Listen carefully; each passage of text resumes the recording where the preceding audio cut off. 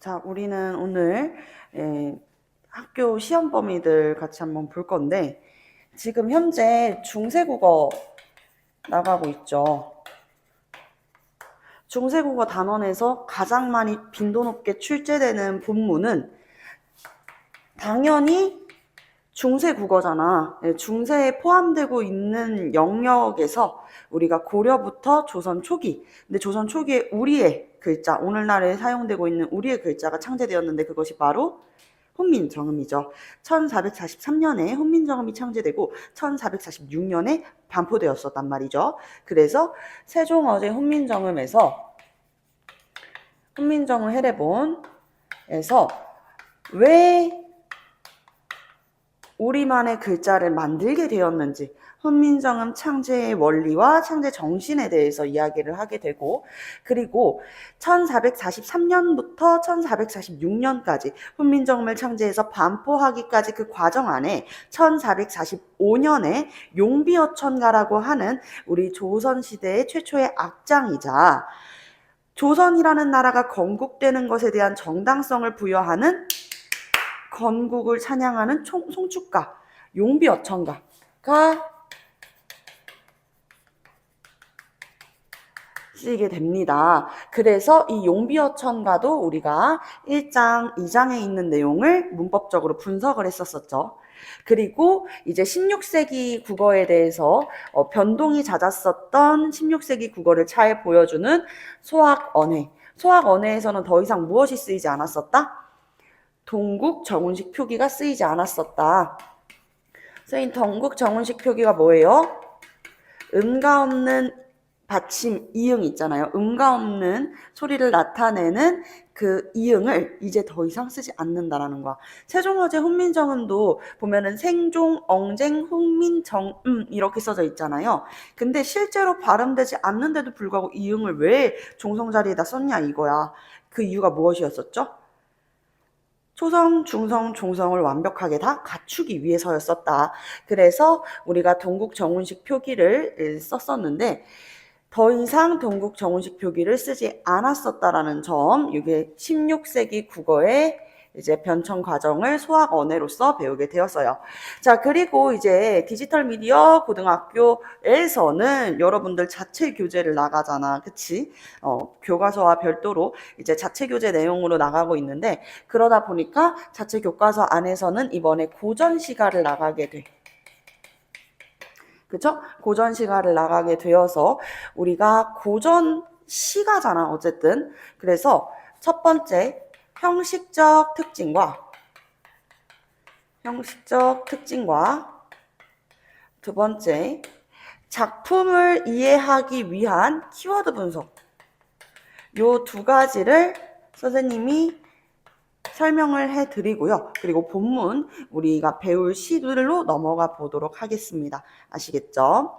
자, 일단 우리 고전문학의 그 고정 서정갈래의 이 형식적 특징부터 이야기를 해볼 것인데요. 밑줄 신라시대, 그리고 고려시대, 그리고 조선시대가 있어. 고전 작품을 볼 때 선생님이 제일 먼저 어디를 봐야 된다고 이야기했었는지 기억나, 도연아? 고전 작품을 우리가 처음 봤을 때 어디를 먼저 보는 게 좋다 그랬었죠? 제목. 재영이도 똑같은 답변을 했었는데요. 가장 먼저 보는 거는 아무래도 작가야. 작가의 이름이 있냐 없냐를 먼저 확인을 해야 돼. 이름이 없는 작품이 있어요? 이름이 없을 때, 이름이 없다 그래가지고 창작한 사람이 없다라는 의미는 아니고요. 누가 없다라는 거예요? 이 창작한 사람이 불명확하다라는 이야기였지. 이름을 같이 남기지 않았다라는 거야. 대부분 이 작자 미상이라고 남아있고, 이 작자 미상은 작가 이름이 없기 때문에 사회적 피지배층인 평민의 가능성이 높다라고 생각을 하고 있어. 그런데 사회적 지배층들은 이름을 남기게 되지. 그래서 이제 지배층들이 좋아하는 정서를 키워드로 분석을 해볼 것이고. 이해되셨죠? 자, 그러면 신라시대, 조선시대는 거의 이제 창작하는, 문학작품을 창작하는 계층들이 사회적 지배층들이었었는데, 고려시대는 그렇지 않았었다라고 하는 특징들까지 같이 한번 들여다보도록 할 건데요. 신라시대 때 주로 향유되었었던 문학작품의 갈래는 향가. 이 향가는 향찰표기라고 해서 한자는 한자인데 이 한자의 이 음과 뜻을 빌려서 우리만의 언어로 바꿔가지고 어순에 맞게끔 사용했었던 게 향찰표기야. 그래서 이 향찰표기로 창작해낸 작품들이 향가라는 작품이 있었고, 고려시대에는 고려 가요, 고려 소교, 그리고 조선시대에는 우리가 배우는 시조와 그리고 가사가 있습니다. 이렇게 볼 수가 있겠는데요. 그 중에서 신라시대는 이 향가 또는 이제 향가뿐만 아니라 한시도 있어서 한자로 쓰인 시라는 의미에서 이제 한시인데, 이 한시나 향가를 주로 누가 창작을 했냐? 창작 계층이 바로 사회적 지배층이었어. 지배층, 신라시대의 지배층이면은 어떤 지배층일까? 신라랑 고려 모두 다 귀족 사회였었거든요. 그래서 이 신라 고려 모두의 지배층들이 창작을 해냈다라고 이해를 해주시면 되고, 신라 시대에 이 작품을 창작해냈었던 지배층들은 주로 신라니까 불교의 나라잖아요. 승려 또는 누가 될 수 있어요? 승려 또는 화랑. 6세기에 전성기를 이끌었었던 진흥왕 때 이 국가 조직으로 개편되었었던 화랑은 이제 청소년 단체야. 남자 청소년 단체인데 똑똑하고 외모가 준수하고 인품이 바르며 집안이 좋고 이런 청소년들을 모아가지고 이제 국가의 조직으로 나라에 무슨 일이 생기게 되면은 전쟁에 실제로 참여를 하기도 하고요. 그래서 우리가 황산벌의 계백, 맞서 싸운 관창이라고 했을 때 그 관창이 화랑 관창이잖아. 그치?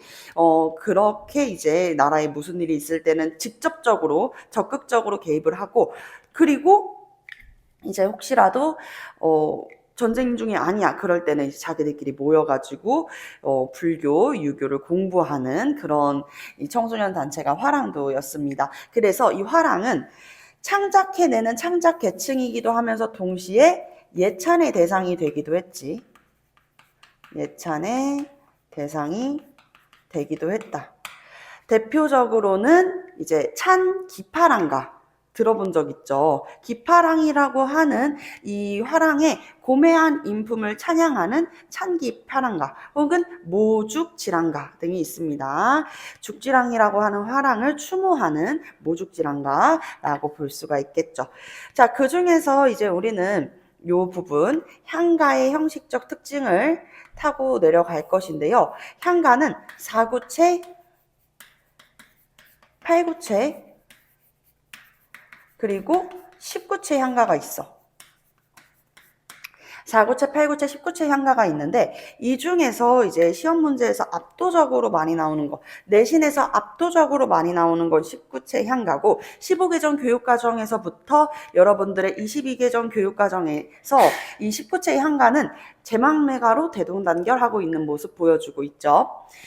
자, 그러면 이 19체 향가의 형식적 특징으로도 가볼 것인데요. 구체가 뭐예요, 선생님? 우리 시에서 줄수를 생각을 하면 돼. 우리가 소위 몇 연, 몇 행이라고 이야기를 하잖아. 구체라는 게 행수라고 생각을 하면 되지. 10개의 행이 하나의 연을 이루고 있어. 연 구분이 되어 있지 않다라는 거야. 자, 그러면 선생님 근데 저는 내신에서 4구체 향가가 나왔으면 좋겠거든요.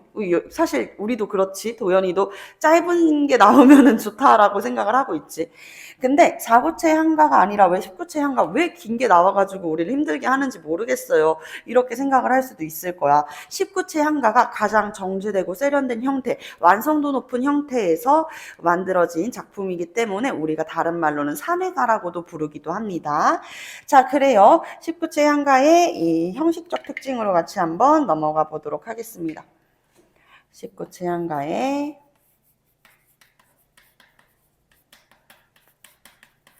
형식적 특징.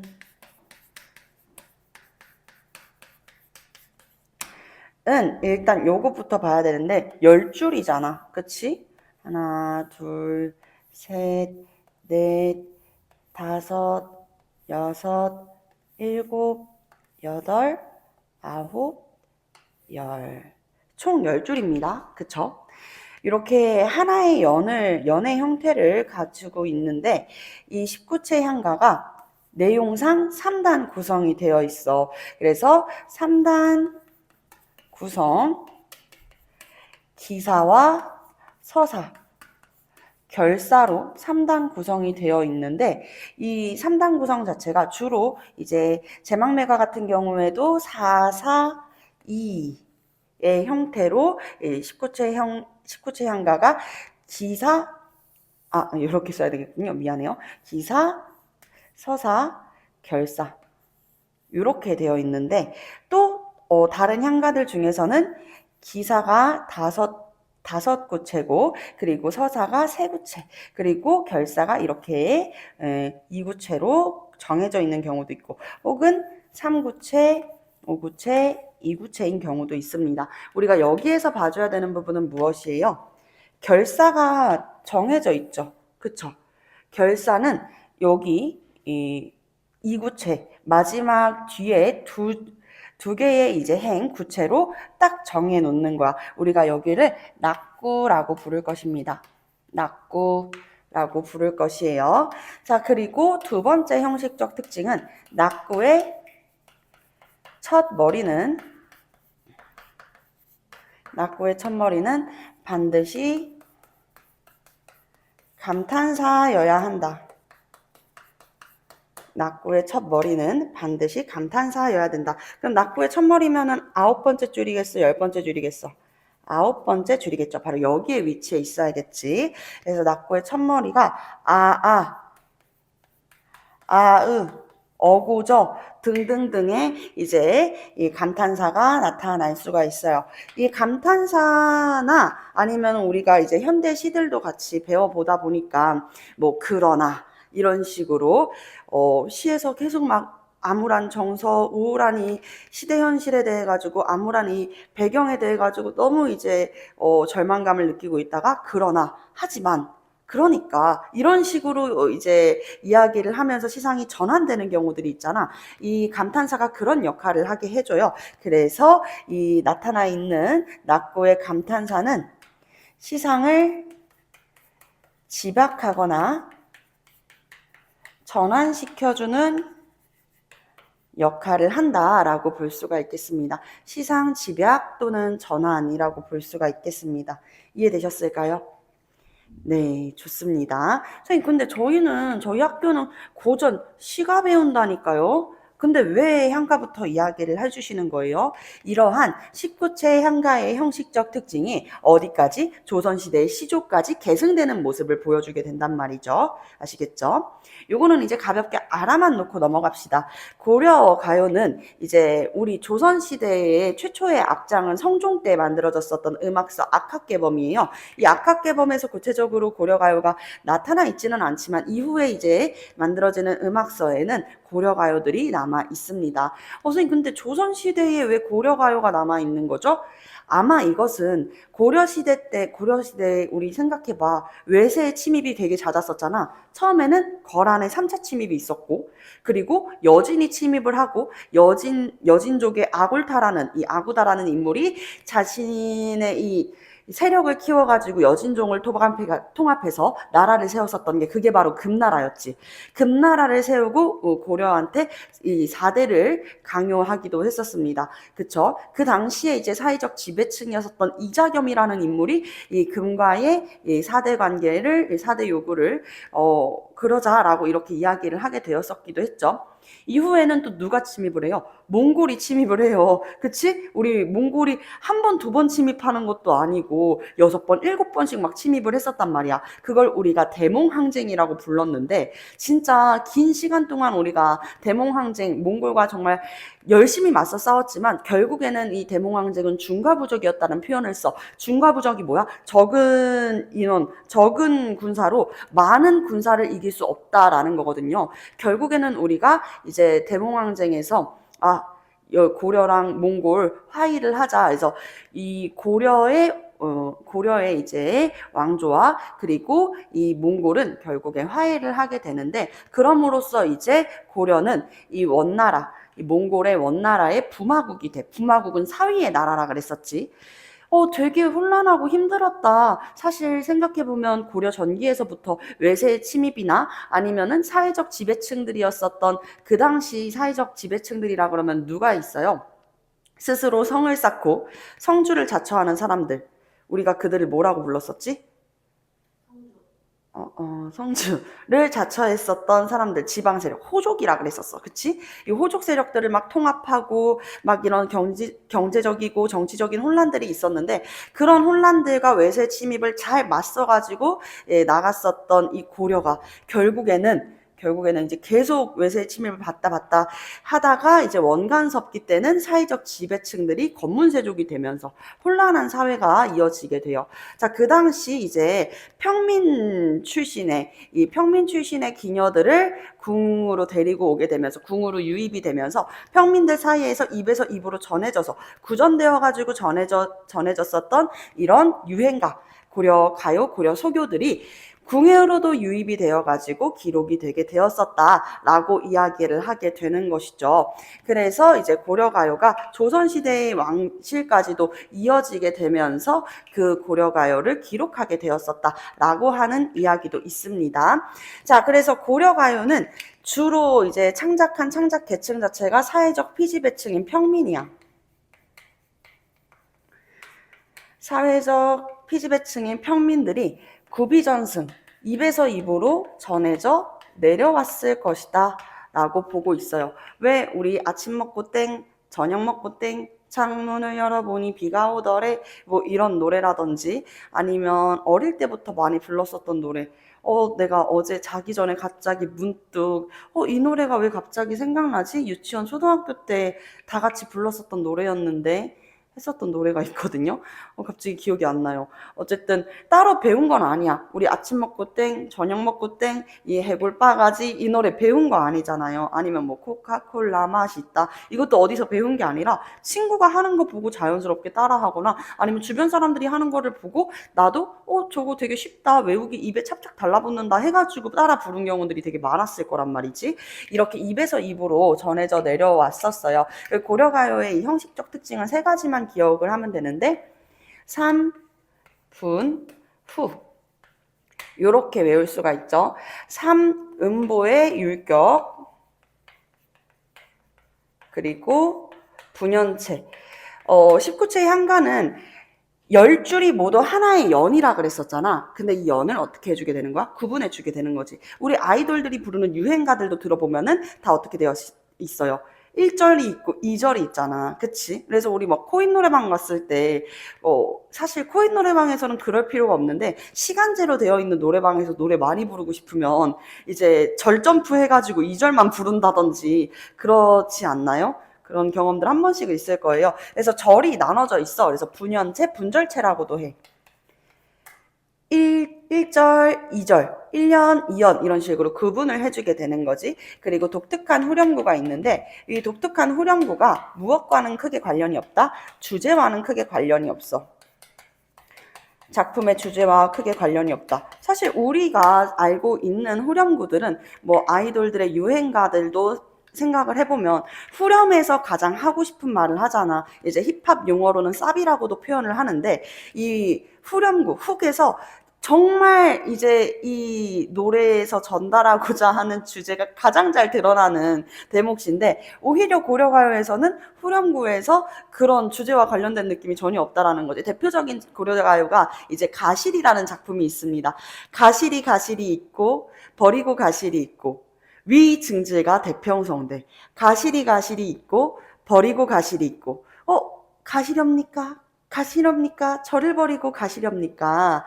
이런 식으로 가실이 있고 버리고 가실이 있고 삼음보 그리고 위증질과 대평성대 그 다음에 어떻게 돼요? 이연으로 또 넘어가는 거예요. 날러는 어찌 살라 하고 하면서 이제 이연으로 넘어가고 삼연으로는 잡사와 두어리 만나난 이런 식으로 또 이렇게 나눠져 있잖아. 근데 후렴구가 뭐야? 위증질과 대평성대야. 위증질과 대평성대를 해석하면은 대략 이런 느낌이라고 볼 수 있는데, 아, 임금님 덕분에 태평성대한 세상이다 라고 하는 의미로도 해석할 수 있고, 아, 태평성대한 세상이 오게 해주십시오, 이런 의미로도 해석을 할 수가 있어. 아니, 지금 우리가 가시렵니까 가시렵니까, 저를 버리고 가시렵니까 까지만 들었는데도 무슨 느낌이 들어요? 아, 지금 현재 화자가 이 임과 이별하는 상황이구나라는 걸 알 수 있어. 근데 갑자기 후렴에서 뭐라고 얘기해요? 태평성대를 얘기하고 있는 거야. 관련이 있어, 없어? 없어. 그럼 이런 독특한 후렴구는 어디에서 갑자기 툭 튀어나왔냐? 이것도 유추컨대 아마 궁중악으로 유입되는 과정에서 아무 노래나 궁중에서 부를 수가 없으니 이제 덧붙여져서 들어간 것이 아닌가. 궁중악으로 유입되는 과정에서 이 후렴구가 생겨난 것이 아닌가라고 이제 유추를 또 해볼 수가 있다라는 거죠. 자, 여기까지가 이제 고려가요의 형식적 특징 3분 후에 대한 설명이었었고요. 우리의 메인은 바로 시조입니다. 자, 시조도 여러 시조들이 있는데 그 중에서 이제 특히나 평시조. 평시조, 형식이 정해져 있는 정형시고, 형식이 정해져 있는 정형시. 고전 문학들은 대체적으로 형식이 좀 정해져 있어요. 우리가 이야기하는 이런 고려 가요들도 보면은 분연이 안 되어 있는 게 유일하게 정서의 정과정이라고 하는 고려 가요 중에서 유일하게 이제 작가의 이름이 남아있는 작품이 있단 말이야. 정서는 실질적으로 사회적 지배층이라고 할 수 있는 고려시대의 문인이었었거든. 이 정과정 제외하고 나서는 다 이제 연도 구분이 되어 있고 하란 말이죠. 근데 이 형식이 다 정해져 있는데 그러다 보니까 다루는 주제들도 거의 비슷해. 그래서 키워드 분석까지 같이 이어가지고 갈 수 있어. 평시조의 형식적 특징의 중요한 이유는 무엇이냐면 아까 우리가 시작을 어디에서 했어요?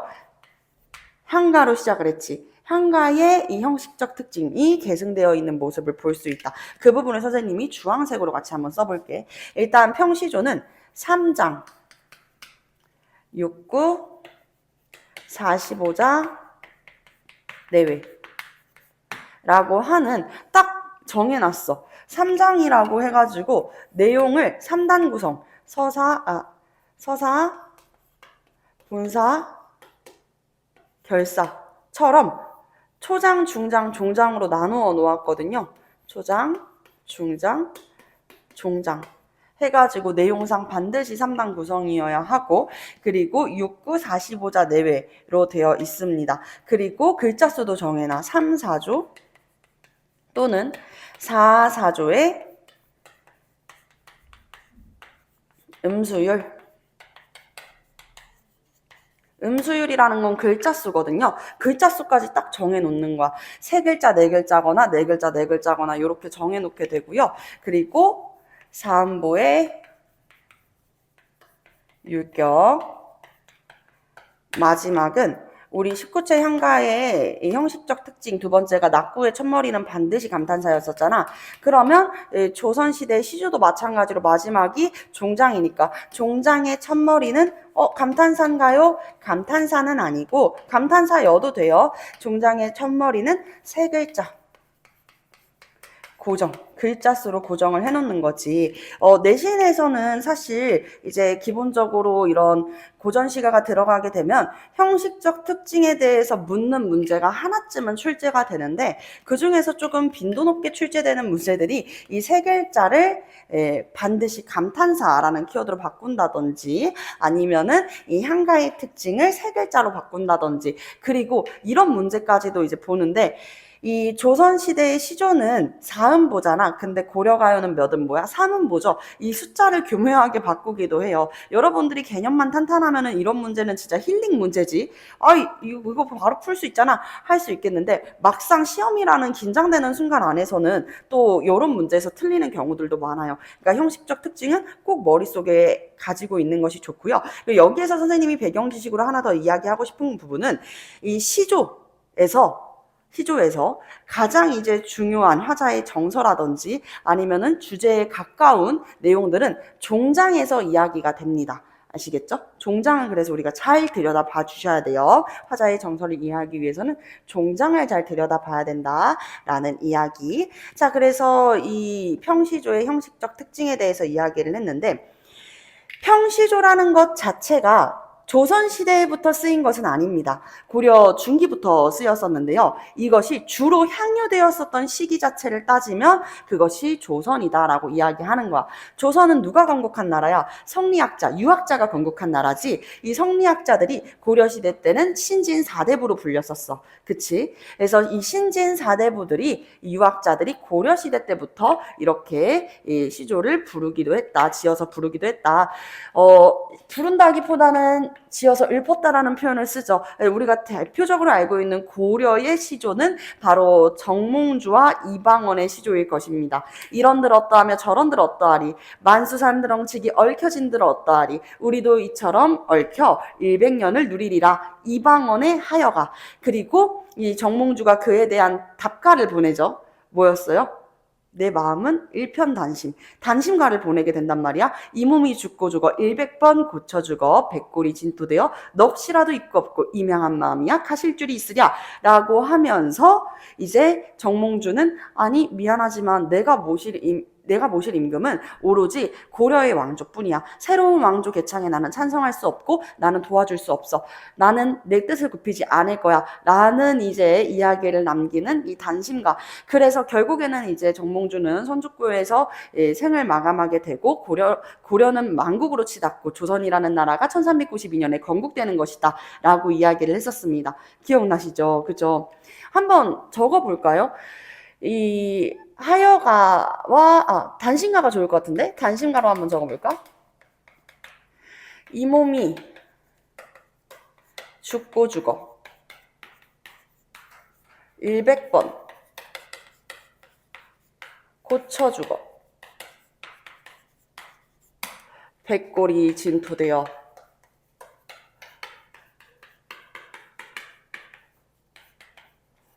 넋이라도 있고 없고 임향한 마음이야 가실 줄이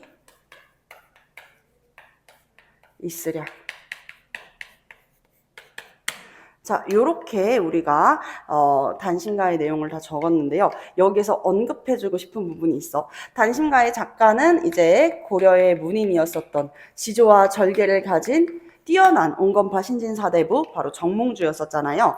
이 정몽주가 썼으니까 사회적 지배층이 쓴 것이고, 근데 이 작품의 이름이 단심가구나. 원래 시조에는요 제목이 없는 편이에요.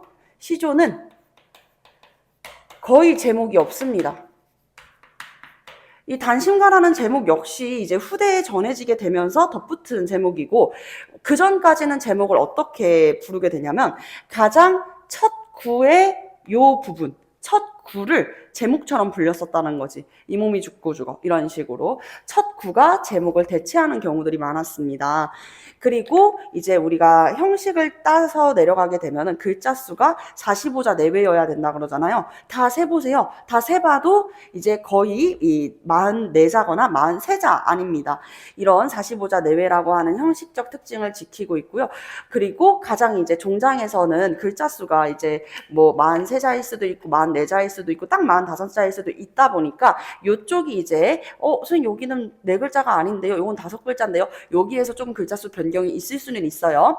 다만 이제 내용상 여기는 초장, 중장, 그리고 종장 3단 구성이 되어 있고요. 그리고 몇 구? 6구. 1, 2, 3, 4, 5, 6. 그러면 3장 6구가 되는 것이죠. 글자 수 보겠습니다. 이 몸이 죽고 죽어 3글자, 죽고 죽어 4글자, 3, 4조죠. 백골이 진토되어 3글자, 4글자, 넋이라도 있고 없고 4글자, 4글자. 그쵸? 글자 수 4글자, 4글자에서 음수율이 정해져 있습니다. 또한 이제 몇 음보의 율격? 임향한 마음이야 가실 줄이 있으랴. 4음보잖아요. 그쵸? 4음보. 거기에다가 종장의 첫머리는 반드시 3글자 고정. 우리가 배우는 작품들이 대부분 다 이제 선생님이 먼저 교재를 봤을 거 아니야. 교재를 보니까 거의 다 평시조야. 다만 이제 끝 페이지에 이 사설시조가 4개 정도 들어가 있더라고. 선생님, 사설시조는 뭘까요? 그치. 이제 평시조를 했으니까 사설시조도 이야기를 해야 되지. 평시조는 이제 창작해내는 계층들이 주로 사회적 지배층이라고 이야기했잖아. 당시 조선시대의 지배층들이면 누구였겠어요? 조선의 지배층은 2글자 양반이었겠지. 양반들은 정해진 이 규칙적이고 형식이 정해진 삶을 굉장히 추구해. 굉장히 이제 보수적인 사람들이었었잖아요. 그러다 보니까 이렇게 형식을 딱 정해 놓았는데 우리가 이제 중학교 때 다 한국사도 배워가지고 알겠지만 조선이라는 나라는 1392년에 고려의 이 신진사대부 새로운 나라를 개창하는데 찬성했었던 역성혁명에 찬성했던 이제 급진파 신진사대부 다른 말로는 이제 혁명파 신진사대부라고도 하죠. 그래서 이 급진파 신진사대부들과 신흥 무인 세력이었었던 이성계가 같이 힘을 합쳐가지고 건국을 해냈습니다. 그리고 이제 1894년 1차 가보개혁까지를 이 조선이라고 이야기를 하는 사람들도 있고 고종께서 대한제국을 선포했었던 1897년 1897년이면은 당시 이제 광무개혁 때죠. 광무개혁까지가 조선이다라고 이야기를 하기도 하는데 어쨌든 시기가 요렇게 딱 나눠지면은 약 500년의 역사잖아. 500년의 역사의 가운데를 나누는 기점이 바로 양난이야. 임진왜란이랑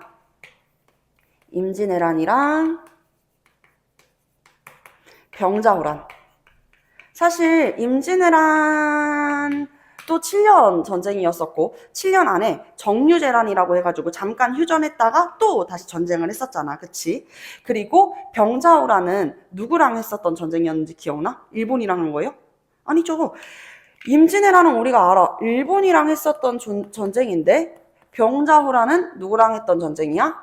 아까 이야기했었던 아골타의 고려시대 때 아골타의 금나라 있었잖아요. 이 금나라가 결국에는 몽골 세력에 의해 가지고 멸망하게 되면서 다시 이 금나라의 후예를 자처하게 되는 이들이 있었으니 그들이 바로 이제 누르하치를 중심으로 이렇게 통합되었었던 후금, 금나라의 후예라고 하는 후금이라는 나라야. 근데 이제 누르하치 다음에 청나라 태종이 되는 이 홍타이지라는 인물이 우리는 후금에서 끝나지 않는다. 대청제국을 만들겠다 해서 나라의 국호를 청으로 바꾸게 되면서 병자호란이 일어나게 됐지.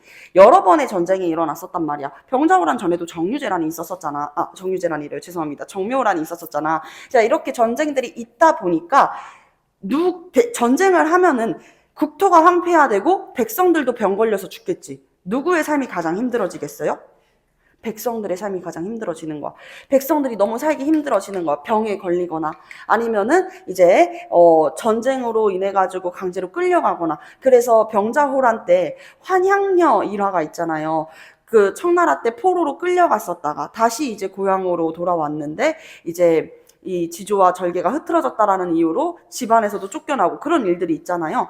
자, 그래서 이런 수모를 겪었었던 백성들이 할 말이 너무 많아지는 거야. 사회적 피지배층도 야, 우리도 할 말 많다. 우리 이렇게 살기 힘든데 하면서 이제 조선시대 후기로 들어서게 되며 이 사회적 피지배층인 평민들도 시조를 이제 창작해가지고 부르게 되는 것이죠. 그래서 시조에 이 창작을 해내는 계층이 되기도 합니다. 그들이 지어가지고 불렀었던 시조를 우리가 사설시조라고 이야기를 하는데요.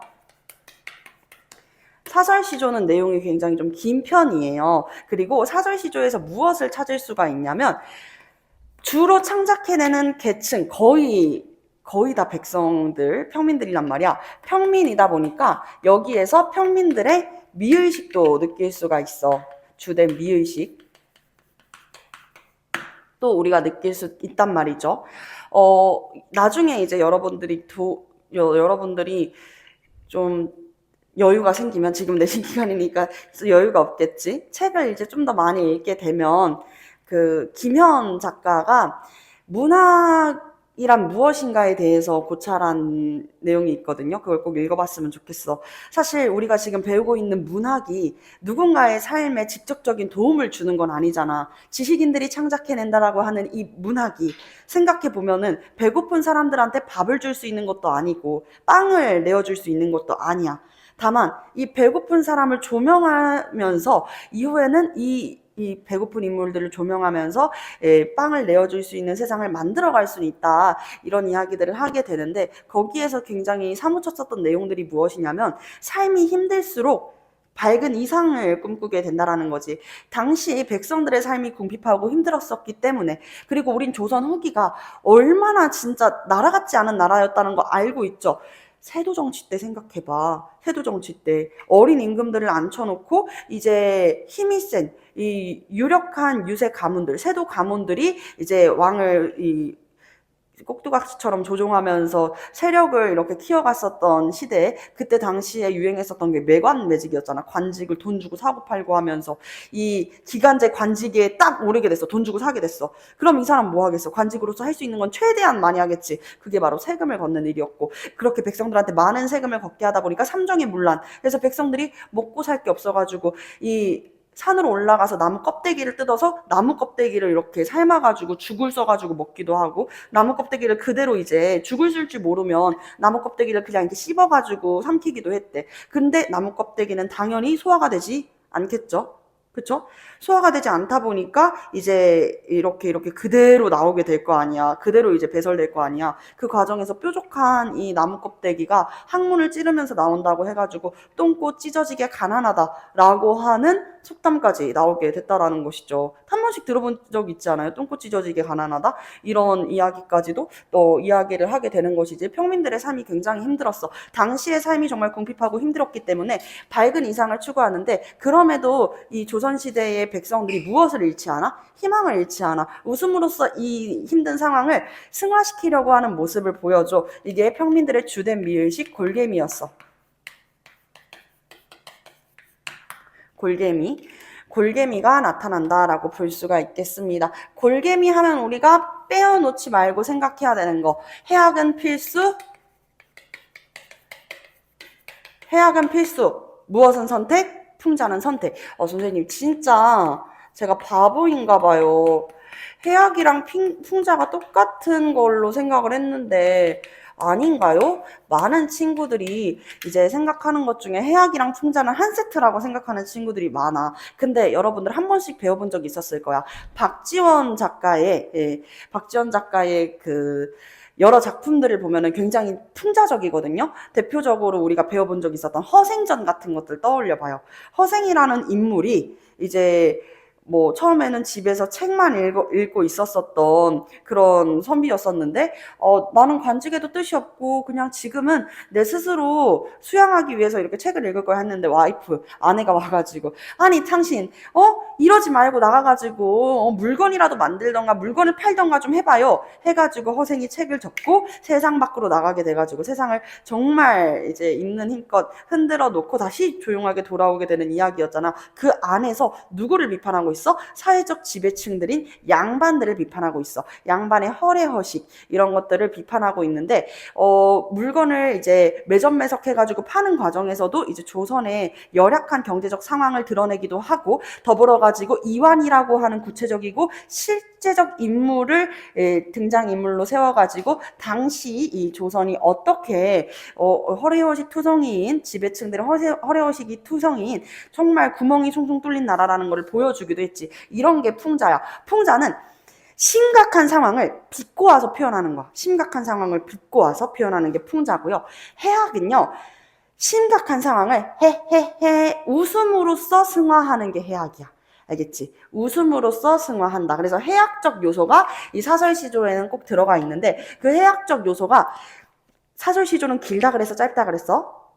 길다라고 그랬었죠. 왜냐면 평시조가 이미 45자 내외로 정해놨잖아. 평시조보다 짧아질 수는 없어. 게다가 이런 양난을 겪었었던 우리 백성들은 하고 싶은 말들도 참 많아. 우리 왜 생각해봐. 학교에서 막 어마무시한 일이 있었어. 아니면 내 개인적으로 너무 억울한 일이 있었어. 아니면 나 친구랑 싸웠어. 이러면은 막 한 줄 요약, 두 줄 요약해가지고 얘기하기가 쉽지가 않지. 하고 싶은 말이 뭐, 아니, 쌤, 제가 잘못한 게 아니라요. 이게 다 이유가 있는데요. 막 엄청 막 장황해지잖아. 그치?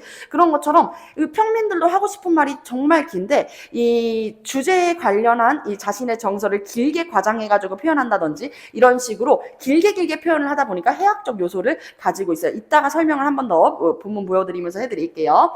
자, 그러면 사설시조는 선생님, 이 평시조랑은 형식적 특징이 다르겠네요. 맞아요. 형식적 특징이 다릅니다. 다만 이 형식적 특징이 아까 선생님이 주황색으로 썼었던 3장이나 아니면은 종장의 첫머리는 세 글자 고정이라는 부분에 있어가지고는요. 그대로 계승이 됩니다. 그대로 전승되는 모습 볼 수가 있어요. 사설시조의 특징, 내용상 3단 구성이 되어야 하고요. 그리고 두 번째, 종장의 첫 머리는 세 글자로 고정을 합니다. 선생님 그러면 음부나 음수율은요 지키기가 어렵죠. 내용이 길어진다 그랬었잖아요. 글자 수에 제한이 없어요. 내용이 길어지다 보니까 거의 이제 어디가 길어지냐면 초장, 중장이 길어지는데 초장, 중장이 길어지는데 초장은 그대로인데 중장이 갑자기 내용이 확 늘어나는 경우들이 많거든. 이 부분도 기억을 해놓읍시다. 선생님 그럼 종장은 안 건드려요? 네, 종장은 거의 건드리지 않아요. 그래서 종장에서는 첫머리 세 글자 고정하는 모습들도 다 나타난다는 것이죠. 자, 요게 이제 사설시조의 특징이었습니다. 사설시조에서는 평민들의 주된 미의식인 골개미, 해학은 필수, 그리고 풍자는 선택, 이런 요소들도 나타나 있다라는 것이고요. 자, 그리고 아직 가사에 대해서 이야기하지 않았어. 항상 지배층들이라 그래가지고 짧게만 이야기하지는 않겠지. 우리 지배층들도 억울한 일 겪을 수 있거든요. 지배층이라 그래가지고 억울한 일을 겪지 말라는 법이 있겠어? 특히 지배층이 언제가 가장 억울할까? 정철 한번 생각해 볼까? 언제가 가장 정철이 이제 작품을 꽃피웠던 시기야? 정철이나 아니면은 이제 윤선도 이런 인물들을 떠올렸을 때 주로 언제 때 작품을 많이 창작해내? 유배를 갔을 때잖아. 그치? 유배 가가지고 작품을 많이 써요. 근데 유배가 억울할 때가 많겠지. 제가 잘못했어요. 라고 이야기할 때도 있을 것이고. 그러다 보니까 내용이 굉장히 길어질 때는 가사를 씁니다.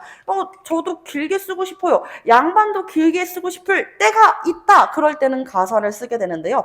가사는요, 여기요.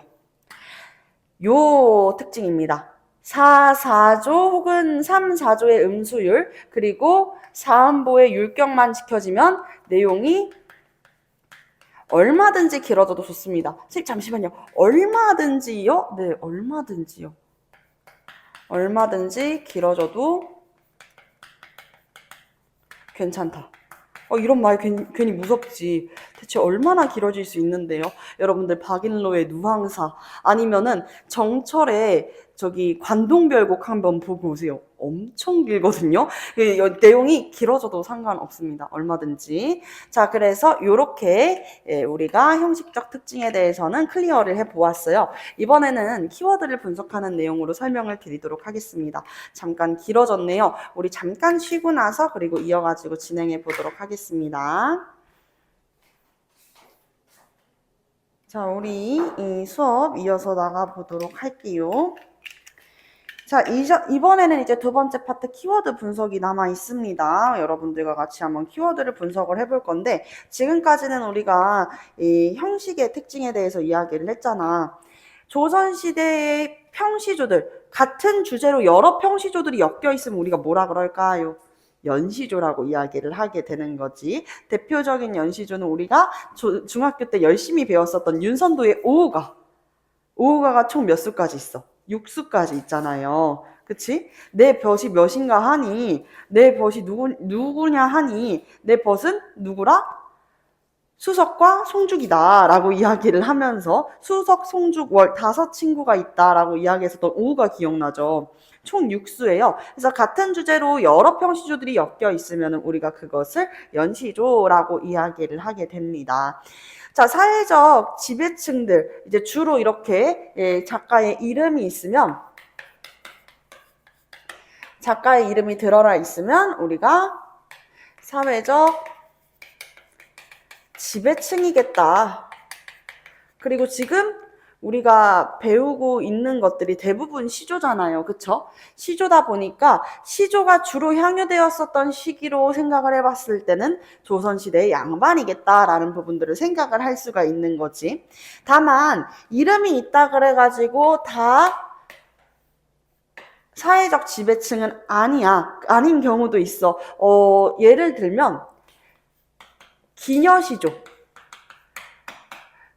기녀시조 같은 경우에는 이제 창작을 한 사람이 기녀기 때문에, 그쵸? 이 인물들을 우리가 좀 알아놓을 필요가 있겠죠?